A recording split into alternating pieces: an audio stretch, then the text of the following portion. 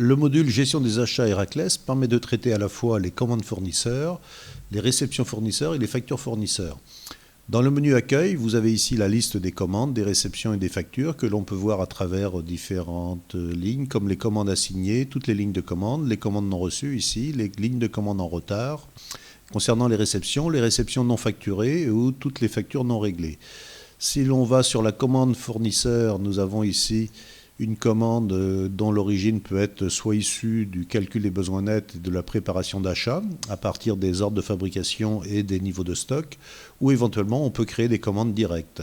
Sur la commande, on peut, en plus de suivre l'acheteur et de l'affecter à telle ou telle entreprise, Héraclès étant multi-entreprise, on peut gérer des secteurs d'activité, bien sûr affecter le fournisseur, éventuellement un stock ou un chantier par défaut, gérer le multidevise, les conditions de livraison, les conditions de paiement et le suivi de l'accusé de réception de commandes fournisseurs. Sur les lignes, nous avons accès à différentes colonnes. Toutes ces colonnes peuvent se personnaliser dans les préférences.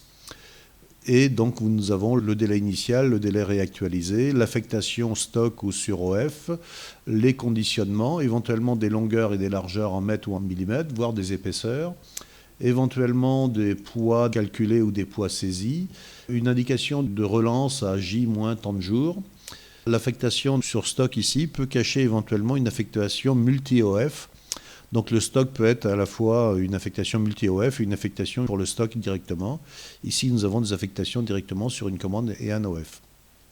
Nous pouvons compléter cette commande par des textes de présentation de début et de fin et valider la commande, sachant qu'Héraclès permet de définir des seuils de montant et donc d'affecter des personnes ou des services pour valider cette commande fournisseur.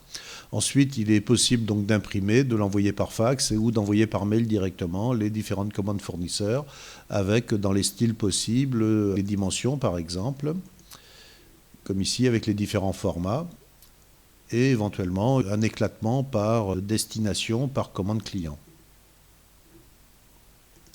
Ensuite, le module réception, donc sur une autre vidéo, va vous montrer comment on peut transformer la commande en réception, suivre le reliquat des quantités réellement reçues, et ensuite nous pourrons contrôler les factures fournisseurs en fonction des commandes et des réceptions réellement validées.